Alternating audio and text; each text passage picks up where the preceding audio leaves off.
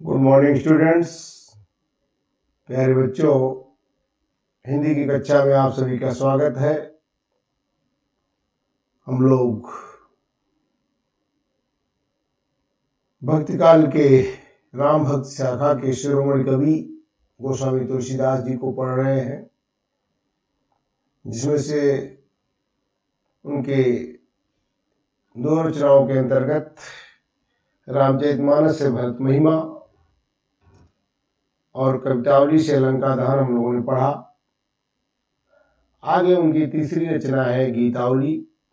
गीतावली में भी कुछ पद संकलित है। आज से हम लोग गीतावली पढ़ेंगे। चलिए सीधे गीतावली पे आते हैं हम लोग।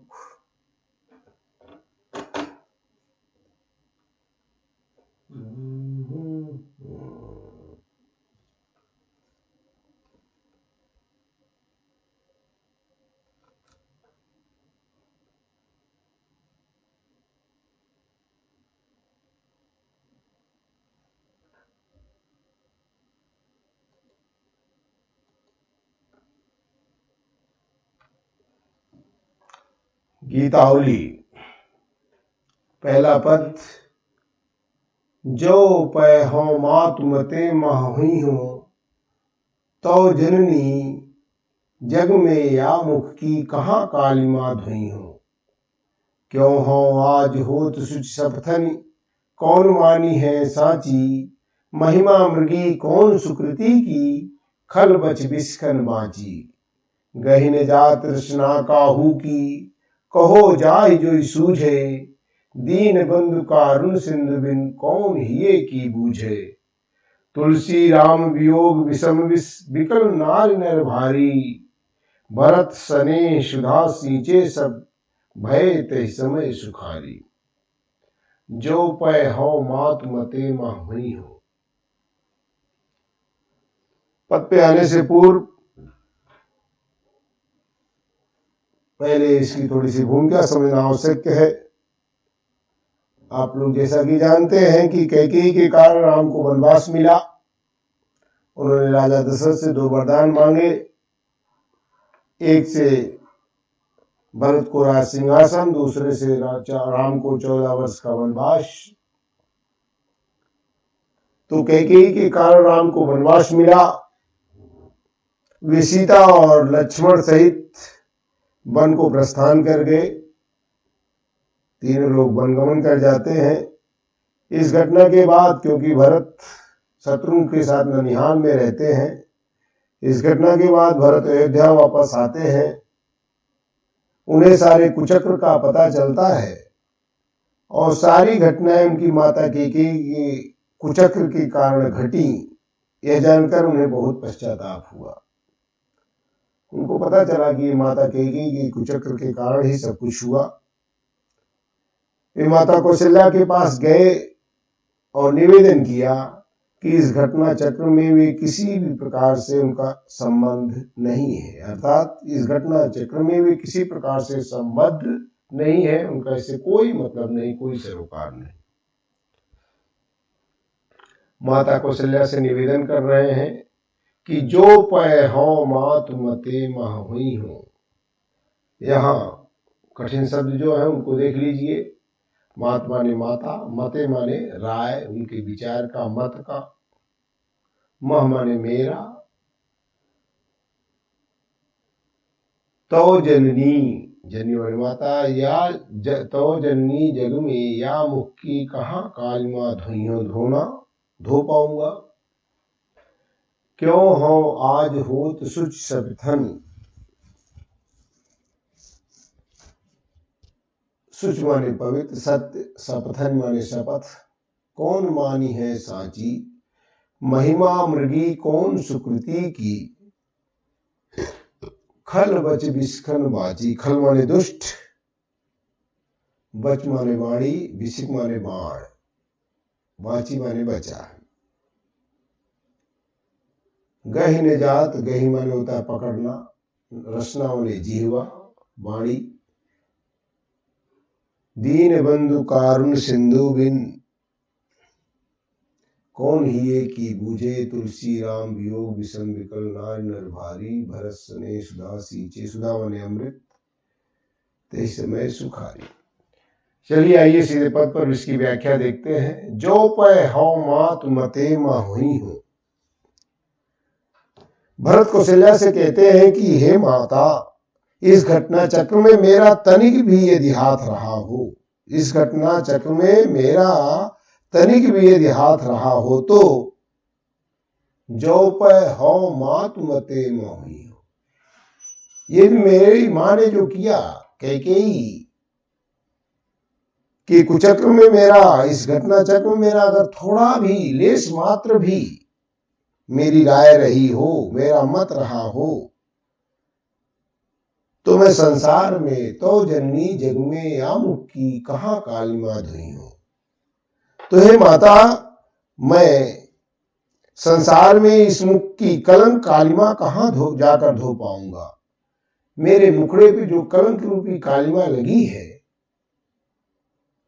उस कलंकित कालिमा को मैं कहां धो पाऊंगा, कहां जाकर के अपने को पवित्र कर पाऊंगा। तो जननी जग में मुख की कहां कालिमा धुई हूं। हे माता, इस घटना चक्र में मेरा तनिक भी यदि हाथ रहा हो तो मैं संसार में इस मुख की कलंक कालिमा को कहां जाकर धो पाऊंगा। क्यों हो आज होत सुच सबथन, कौन मानी है साची। आज मैं चाहे लाख सौगंध खाऊं, कितने भी कस्में खाऊं, क्योंकि लोग अपने को सत्य साबित करने के लिए कस्में ही खाते हैं। क्यों हो आज होत सुच सबथन, आज मैं चाहे लाख सौगंध खाऊं, किंतु मैं दोष मुक्त नहीं हो सकता। कस्में खा करके भी मैं अपने को सत्य साबित नहीं कर सकता। कौन मानी है साची, मेरी बात को कौन सत्य मानेगा। कि भला कैकेयी अकेले जो है कैसे कर सकती है अगर भरत का मन न रहा होगा। कौन मानी है साची, कौन मेरी बात पर विश्वास करेगा, मेरी बात को कौन सत्य मानेगा। एक उदाहरण देती हुई कहती हैं कि महिमा मृगी, एक उदाहरण देते हुए भरत कहते हैं कि महिमा मृगी कौन सुकृति की, खलबच बिस्कन बाची। इस संसार में भला कौन ऐसी पुण्य आत्मा है, पवित्र आत्मा है। कौन सुकृति, सुकृति माने पवित्र आत्मा, पुण्य आत्मा। इस संसार में भला कौन ऐसी पुण्य आत्मा है, पवित्र आत्मा है, महात्मा, महान आत्मा है, जिसकी महिमा रूपी हिरनी को, जिसकी महिमा रूपी मृगी को, महिमा रूपी हिरनी को दुष्टों के वचन रूपी बाणों से बची हो। अर्थात दुष्ट लोग, चाहे वो कितना भी सत्य इंसान हो, कितना भी बड़ा महापुरुष हो, कोई भी उसमें जरा सा भी दोष ना हो, लेकिन फिर भी दुष्टों के वाणी रूपी बाणों से घायल होने से वह बच नहीं सकती। तो कौन सुकृति की, इस संसार में भला कौन ऐसी पुण्यात्मा है जिसकी महिमा रूपी मृगी, महिमा रूपी हिरनी दुष्टों के वाणी रूपी बाणों से बची हो, अर्थात घायल ना हुई हो। अर्थात दुष्टों ने किस पुण्यात्मा को अपमानित और अपयश का भागी नहीं बनाया, चाहे वो परमात्मा ही क्यों न हो। हर समय दुष्टों ने अपने वाणी रूपी बाणों से सभी को अपमानित किया है। इस संसार में कोई भी ऐसा महात्मा नहीं है जिसकी महिमा रूपी हिरनी दुष्टों के वाणी रूपी बाणों से घायल होने से बच गई हो, अर्थात जिसे दुष्टों ने अपमानित न किया हो। गही न जाति रचना काहू की, कहो जाए जोई सूझे। किसी की जीव को नहीं पकड़ा जा सकता, किसी की जीवा पर लगाम नहीं लगाया जा सकता है, किसी की जीव नहीं पकड़ी जा सकती है। इसीलिए जिसे जो सूझता है, जिसको जैसा कुछ अच्छा लगता है, वैसा वो कुछ कह रहा है, वैसा कहे। गई न जात रचना काहू की, कहो जाए जोई सूझे।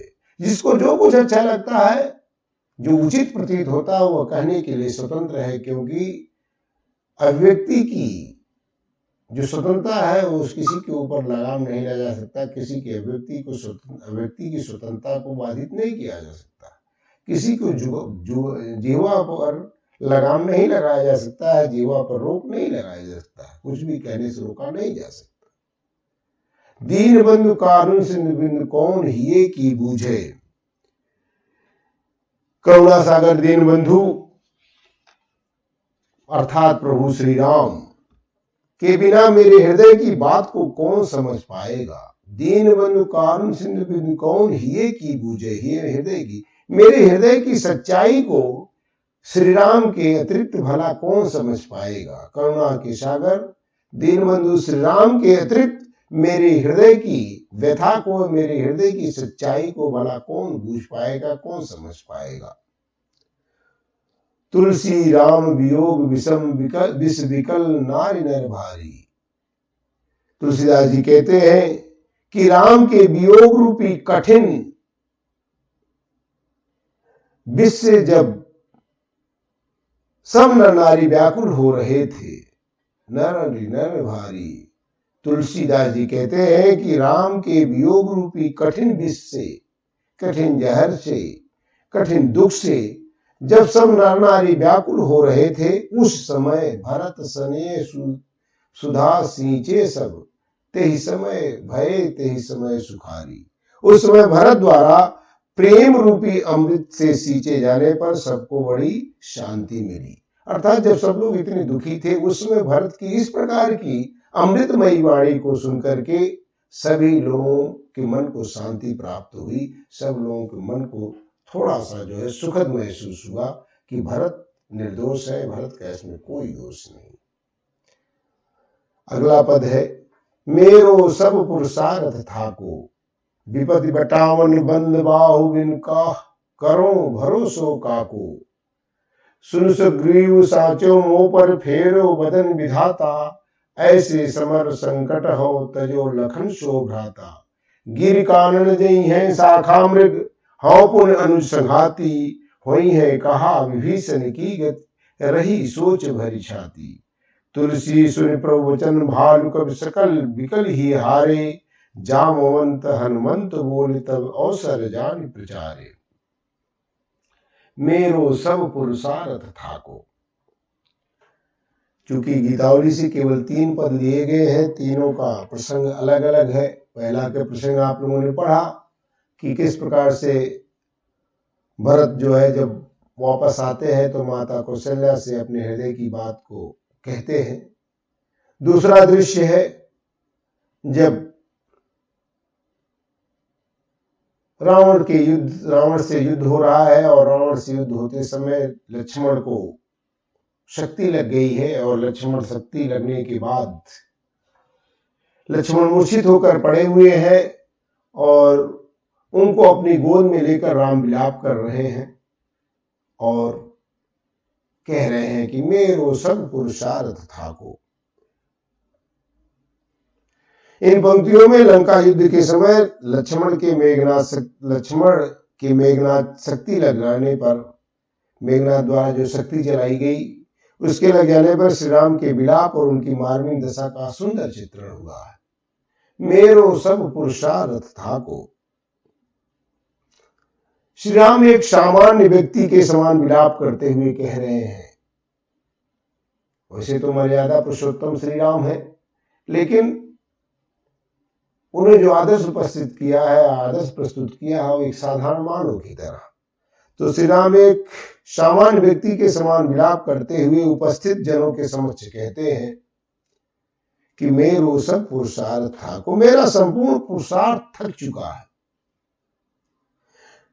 मेरा सब पुरुषार्थ थाको, मेरी जितनी शक्ति थी, जो मेरा बल था, वो अब पूरी तरह से समाप्त हो चुका है। विपत्ति बटावन बंद बाहु बिन करो भरोसो काको। विपत्ति के समय विपत्ति को बांटने वाली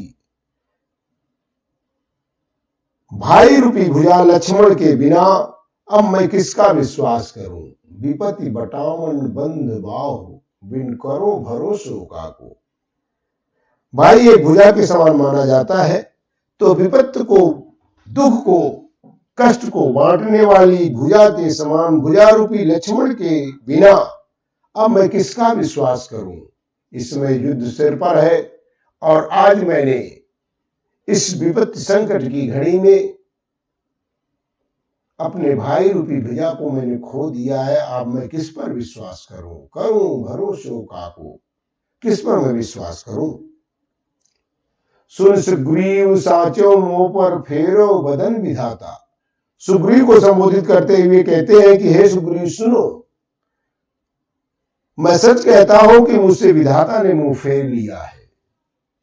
फेरो बदन विधाता, आज विधाता मुझसे रुष्ट हो गया है, भाग्य मुझसे रुष्ट हो गया है, नाराज हो गया है और मुझ पर क्रोधित होकर के आज मुझसे उसने मुंह फेर लिया है।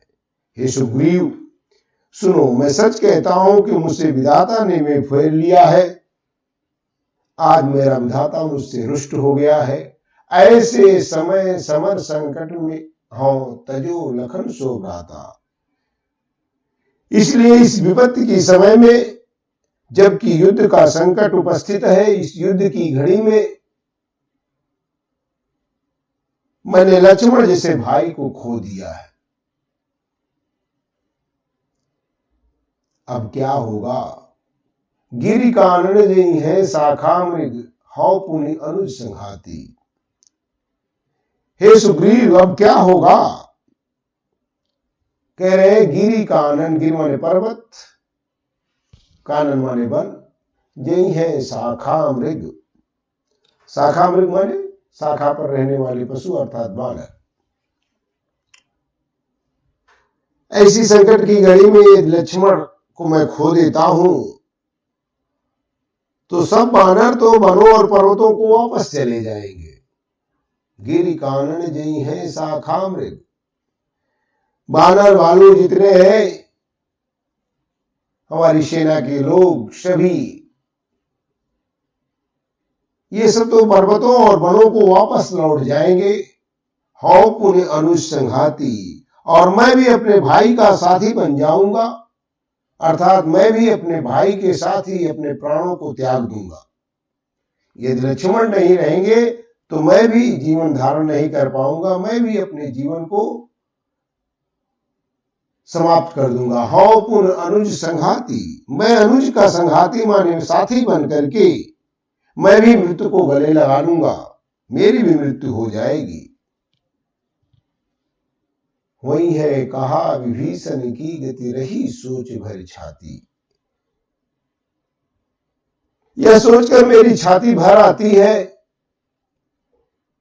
यह सोचकर मैं बहुत ज्यादा व्यथित हो जाता हूं कि बंदर भालू तो सब वापस लौट जाएंगे, मैं भी मृत्यु को गले लगा करके भाई के साथ अपना जीवन समाप्त कर लूंगा। लेकिन वही है कहा विभीषण की गति, उस विभीषण की दशा क्या होगी, उस विभीषण का क्या होगा जिसे मैंने राजा बनाने का वचन दिया है, जिसको मैंने उसके भाई से अलग करके उसको राजा बनाने का वचन दिया है, भला उसकी स्थिति क्या होगी। यही सोचकर मेरी छाती भर आती है कि सब कुछ तो ठीक है, लक्ष्मण के बिना मैं अपने जीवन को समाप्त कर लूंगा, मेरे जितने मित्रगण है वानर भालू सब जो है वापस वनों और पर्वतों को लौट जाएंगे। लेकिन विभीषण की गति क्या होगी जिसको मैंने राजा होने का वचन दिया है, अर्थात उसकी दशा क्या होगी। तुलसी सुनि प्रभु वचन, भालु कवि सकल विकल ही हारे, जामोहन हनुमंत बोल तब अवसर जान प्रचारे। तुलसी सुनि प्रभु वचन,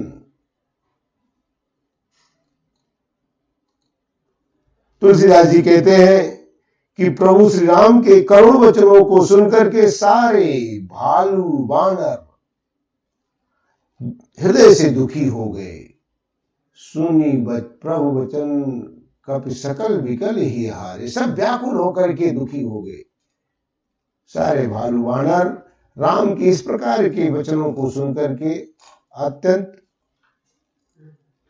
दुखी हो गए। जामोन हनुमंत बोले तब अवसर जान प्रचारे। जामवंत तब जामवंत ने अवसर को पहचान करके हनुमान को बुलाया और उनसे विचार विमर्श किया। जामोन हनुमंत बोली, जामवंत उसी समय उचित अवसर को पहचान करके हनुमान जी को बुलाया और उनके साथ विचार विमर्श किया। अंतिम पद, हृदय घाव मेरे पीर रघुबीरे, पाई सजीवन जाग कहतयो प्रेम पुलक बिसराए शरीरे। मोहि कहा बूझत पुनि पुनि जैसे पाठ अर्थ चर्चा कीरे। शोभा सुख क्षति लाभ भूप कहूं केवल कांति मोल हीरे। तुलसी सुन सौमित्र वचन सब धन्य सकत धीरो धीरे। उपमा राम लखन की प्रीति की क्यों दीजे खीरे नीरे। हृदय घाव मेरे पीर रघुबीरे। दूसरा दृश्य है कि लक्ष्मण शक्ति लगने के बाद, जैसा कि ऊपर आपने पढ़ा, राम विलाप कर रहे हैं, लेकिन जामवंत की हनुमान से वार्ता होती है। उस समय सुखेन वैद्य को बुलाया जाता है, लाया जाता है और सुखेन वैद्य के अनुसार हनुमंत जो है जाके संजीवनी बूटी ले आते हैं और संजीवनी बूटी को धारण करने के बाद, ग्रहण करने के बाद जब लक्ष्मण की मूर्छा समाप्त होती है, उसका दृश्य है। इन पंक्तियों में महाकवि तुलसीदास जी ने मूर्छा से जागे लक्ष्मण के मनोभावों को वर्णन किया है। जब सभी लोग संजीवनी बूटी प्राप्त करके चैतन्य हुए लक्ष्मण से उनके कष्ट के विषय में पूछते हैं तो वे कहते हैं, लोग लक्ष्मण जो है, लक्ष्मण की मूर्छा समाप्त हो गई है और मूर्छा समाप्त होने के बाद सभी राम से लेकर के सुग्रीव से लेकर सभी बंदर भालू उनसे उनकी दर्द की, उनकी पीड़ा की बात पूछ रहे हैं कि अब उनका स्वास्थ्य कैसा है, उनकी पीड़ा कैसी है। तो उस पर लक्ष्मण कहते हैं, हृदय घाव मेरे पीर रघुबीरे। मेरे हृदय में तो केवल घाव हुआ है। हृदय घाव मेरे हृदय में तो केवल घाव हुआ है, जो मुझे दिखलाई पड़ रहा है कि मुझे घाव है। पीर रघुबीरे, लेकिन उसकी पीड़ा तो श्री राम के हृदय में है। घाव मेरे लगा है लेकिन उसकी पीड़ा तो श्री राम के हृदय में है। मुझे तो कोई पीड़ा का आभास नहीं है। युद्ध के दौरान मुझे शक्ति लगी, मैं मूर्छित हो गया, उसके बाद से क्या हुआ मुझे कुछ भी पता नहीं है। अभी आप लोग जब पूछ रहे हैं तो मुझे दिख रहा है कि मेरे शरीर में घाव तो है, लेकिन पीड़ा का एहसास मुझे नहीं है, अनुभव नहीं है। ये पीड़ा है किसी को तो मैं देख रहा हूं मेरे भाई श्री राम को पीड़ा है। पीर रघुबीरे, पीड़ा तो श्री राम के हृदय में है। पाई सजीवन जाग कहतियों प्रेम पुलक बिसराए शरीरे। राम के प्रेम में पुलकित हुए, राम के प्रेम से अत्यंत पुलकित हुए, प्रेम पुलक, प्रेम से पुलकित हुए, अपनी शरीर की सुध बुध भुलाकर वे कहते हैं, पाई सजीवन जाग कहत। संजीवनी बूटी को पाकर के मूर्छा समाप्त हो जाने के बाद राम के प्रेम में अत्यंत पुलकित होकर के अपनी शरीर की सुध बुध बुला करके लक्ष्मण कहते हैं कि मेरे तो केवल घाव प्रतीत हो रहा है, घाव का अनुभव है, लेकिन ये पीड़ा है किसी तो वो श्री राम के हृदय में है। पीड़ा को बात जानना है तो आप श्री राम से पूछिए। मोई कहा बूझत पुन पुन जैसे पाठ अर्थ चर्चा कीरे। आप लोग मुझसे बारंबार क्यों पूछते हैं? मोई कहा बूझत पुनि पुनि, आप लोग बारंबार मुझसे क्यों पूछ रहे हैं कि दर्द कहां है, पीड़ा कहां है, पीड़ा कैसी है? आप लोग मुझसे बारंबार इससे क्यों पूछते हैं? जो पूछ रहा है तो श्री राम से पूछिए। क्यों? एक उदाहरण देते हुए कहते हैं कि जैसे तोते के पाठ के अर्थ की चर्चा करना व्यर्थ है। जिस प्रकार तोता राम राम कहना तो सीख जाता है, पाठ पढ़ना तो सीख जाता है, जो कुछ भी आप उसे रटाएंगे वो रट लेता है, लेकिन उसका अर्थ क्या होता है, उसका भाव क्या होता है, वह तोता नहीं जानता, उसका तो मालिक ही जानता है जिसने उसे सिखाया। जैसे तोते से पाठ के अर्थ की चर्चा करना व्यर्थ है, क्योंकि तोता तो केवल एक पाठ को रट लेता है, अर्थ तो उसका स्वामी ही जानता है। यदि आप उसके अर्थ के बारे में जानना चाहते हैं तो उसके स्वामी से पूछिए जिसने उसे सिखाया। उसी प्रकार से लक्ष्मण को तो केवल घाव की बात ज्ञात है, और उसकी पीड़ा को यदि आप जानना चाहते हैं तो श्री राम से जान सकते हैं, श्री राम से पूछिए। एक और उदाहरण देते हैं, दूसरा उदाहरण, शोभा सुख क्षति लाभ भूप कह केवल कांति मोल हीरे। दूसरा दृष्टांत है कि जिस प्रकार से हीरे की शोभा, कांति माने चमक, जिस प्रकार से हीरे की शोभा सुख लाभ और हानि तो राजा को होती है। अर्थात जिसके पास हीरा है, पहले आप यहां राजा क्यों कहा गया, क्योंकि पहले के जमाने में हीरा जो केवल राजा के पास ही हो सकता था, आम व्यक्ति उसको जो है ग्रहण नहीं कर सकता था, आम व्यक्ति के पास हीरा नहीं हो सकता था। तो शोभा सुख क्षति लाभ भूप कह केवल कांति मोल हीरे। हीरे की शोभा, उसका सुख, उससे होने वाले लाभ, उससे होने वाली क्षति तो राजा को होती है, लेकिन हीरे को तो अपनी केवल कांति और चमक ही होती है जो उसकी अपनी होती है। उस हीरे की अपनी जो उसका अस्तित्व होता है वह उसकी केवल चमक होती है, उसकी चमक, उसकी कांति ही उसकी केवल अपनी होती है। बाकी चीजें तो क्या होती है, वो राजा के लिए होती है, चाहे उससे जो है उसकी शोभा बढ़े, चाहे उससे सुख प्राप्त हो, उससे हानि हो, लाभ हो, ये तो राजा को होता है। केवल हीरे का अपना जो होता है उसका अस्तित्व, उसकी चमक होती है। तो उसी प्रकार से पीड़ा आप जानना चाहते तो श्री राम को है, घाव केवल मेरे हृदय में है।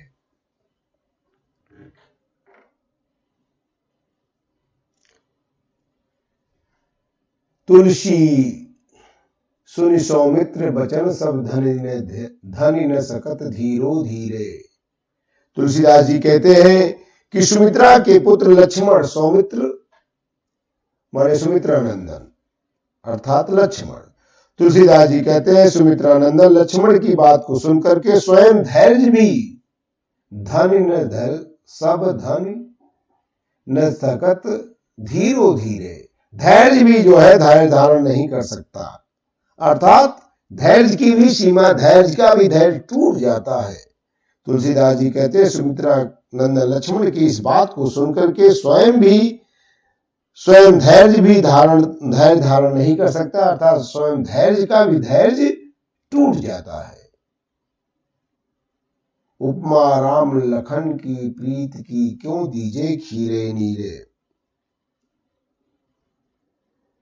राम और लक्ष्मण का प्रेम इतना प्रगाढ़ है कि उनको दूध और पानी के एक रूप होने की उपमा कैसे दी जा सकती है। कहा जा सकता है कि दूध और पानी में बहुत ही बड़ा गाढ़ा प्रेम होता है, लेकिन राम और लक्ष्मण का प्रेम इतना प्रगाढ़ है कि उसकी उपमा दूध और पानी के एक रूप की होने की भी नहीं दी जा सकती, क्योंकि दूध में थोड़ा सा भी यदि खट्टा पड़ जाता है, थोड़ा सा भी खट्टा पदार्थ डालने पर वो तुरंत फट जाता है, वह दूध से पानी एकदम अलग हो जाता है। इस प्रकार से राम और लक्ष्मण के प्रेम की तुलना दूध के साथ करना उचित नहीं है। दूसरी बात यह भी है कि हंस भी दूध और पानी को अलग कर देता है। इससे स्पष्ट है कि दूध और पानी अलग हो सकते हैं, परंतु लक्ष्मण और राम का प्रेम इतना घनिष्ठ है, उसको दूध और पानी की उपमा नहीं दी जा सकती है, क्योंकि राम और लक्ष्मण कभी अलग नहीं हो सकते हैं। अर्थात उनका प्रेम इतना प्रगाढ़ है कि वह जो है दूध और पानी के प्रेम से भी ज्यादा श्रेष्ठ है, क्योंकि दूध और पानी में थोड़ी सी खटास पड़ने पर दूध पानी से अलग हो जाता है। दूसरा, हंस भी जो है दूध और पानी को अलग कर सकता है, लेकिन राम और लक्ष्मण के बीच जो प्रगाढ़ प्रेम है उसे अलग नहीं किया जा सकता है। प्यारे बच्चों, आज यहाँ पाठ समाप्त हुआ। आप लोग 2-3 बार इस वीडियो को चलाकर अच्छी तरह से पढ़ें। Thank you, all the best.